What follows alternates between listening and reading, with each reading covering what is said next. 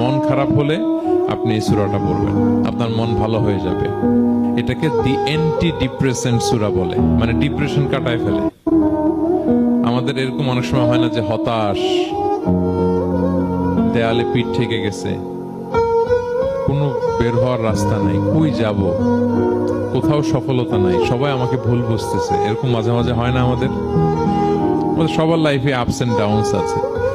আপনি যখন ভারাক্রান্ত হবেন, কষ্টে থাকবেন, এই সূরাটা পড়বেন, দেখবেন যে আপনার ডিপ্রেশন দূর হয়ে গেছে। আল্লাহর হাবিব সাল্লাল্লাহু আলাইহি ওয়াসাল্লাম যখন এরকম ভারাক্রান্ত ছিলেন, চিন্তিত ছিলেন, তখন আল্লাহর হাবিব সাল্লাল্লাহু আলাইহি ওয়াসাল্লামকে চিন্তা মুক্ত করবার জন্য আল্লাহ তাআলা এই চমৎকার সূরাটি নাযিল করেছেন।